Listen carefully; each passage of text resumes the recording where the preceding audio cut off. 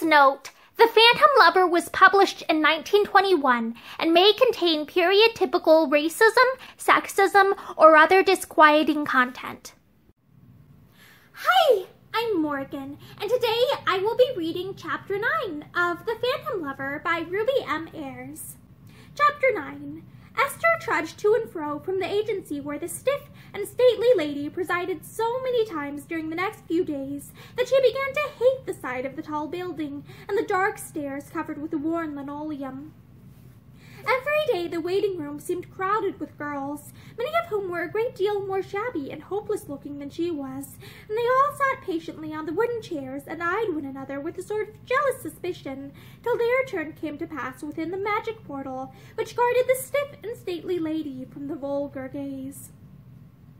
"I told you an agency wouldn't be any good," June Mason said when Esther came home after another fruitless journey. "They take your money and forget you till you turn up to remind them that you're still in existence. Give it up, my dear, and come into partnership with me. I should love to take you round to all the big stores and tell them that you owe your milk and rose complexion to my famous cream." She burst out laughing. "Can't you imagine it? Esther, you and I ought to tour the country in a caravan or something. Call ourselves the New Sequoia." She rolled over in the big chair and hid her face in the cushions. Esther laughed. She felt quite at home now in June's room. There were a few of her own possessions lying about, and she had bought Charlie a new cushion of his own. It gave her a sense of independence to know that she was paying her share of everything. "I shall get something if I wait long enough," Esther said presently. "Do you know, I rather think I should like to be a companion after all. I told Mr. She stopped. She had been about to add that she had once told Mickey how she would hate it. "It might not be so bad," June admitted, "but you want someone with pots of money and a good temper." She looked at Esther consideringly. "There wouldn't have to be any eligible sons either," she said bluntly. "You're too pretty." Esther laughed. "What nonsense!" June dragged Esther to her feet and made her look in the glass. Now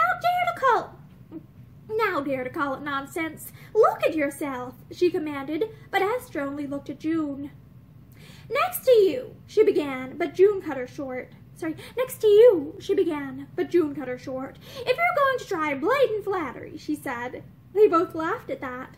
Someone tapped at the door. Lydia, the smiling housemaid, appeared. She looked at the two girls with a sort of parental expression. She was very fond of them both, and never minded how late or how hard she worked to do little extra jobs for either of them.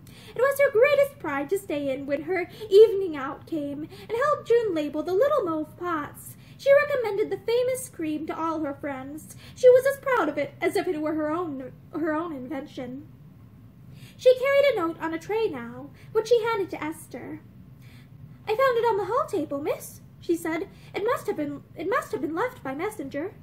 She waited a moment to make up the fire and tidy the hearth. She was always glad of an excuse to stay in the room. She was never tired of telling her friends what a pretty room it was. She loved the mauve cushions and the many photographs.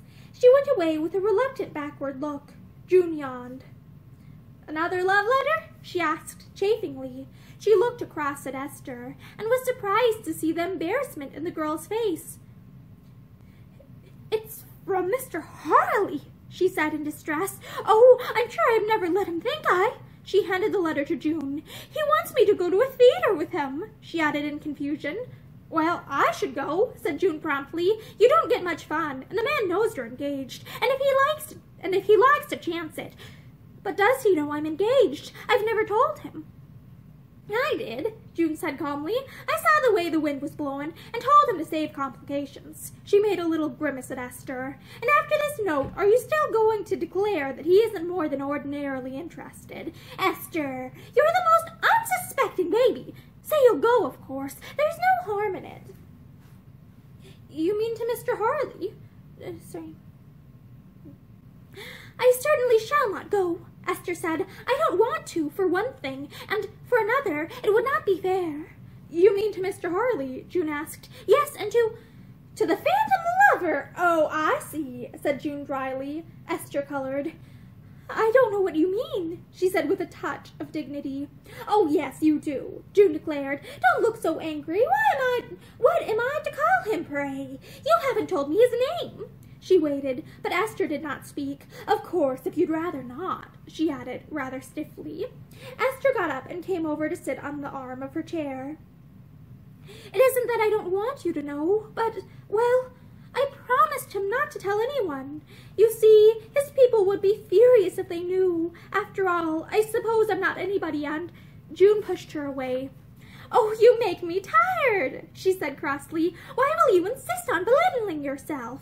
Who on earth is this wonderful man that he sets himself up for such a model of superiority? You can't be anybody if he's ashamed of you. You don't like Mickey, I know, but with all his money and position, if he loved you, he'd be only too proud to shout it from the housetops, and not care a hang what the world thought. There's no rotten pride about Mickey. If he loved a beggar girl, he'd be proud of it. No, don't say any more. It makes my blood boil."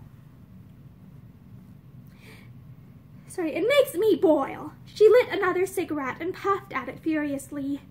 Do you think I should go with Mr. Harley, then?" Esther asked presently. Her pretty face was flushed and troubled. "No, I don't," said June emphatically. "I think you ought to please yourself.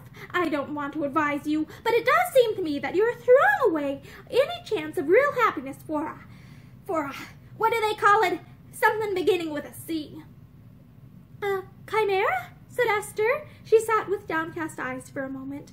Then suddenly she began to cry. Perhaps in her heart she felt in some mysterious way that June was right, that this girl, with her odd instinct, had put her hand right on the heart of things, and that her happiness did not really lie with Raymond Ashton.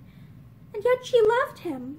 Night and day he was never out of her thoughts. She slept with his letters under her pillow. Since he went away, he had done much to blot out all that had gone before, and yet sometimes the memory of that past unhappiness, of its disagreements and quarrels and petty unkindnesses, would raise its ugly head and look at her with a sort of leer, as if daring her to forget entirely.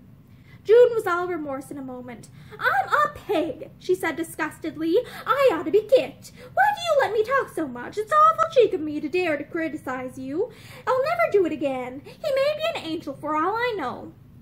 Esther, if you don't stop crying, I shall cry too, and then there'll be a nice sort of noise." Esther dried her eyes and laughed shakily. "I'm silly. I don't know why I cried. There's nothing to cry for," she protested. "That's why women always cry," said June heartily. And that is the end of Chapter 9 of The Phantom Lover. Thank you for listening to this chapter with me, and I hope you have a great day.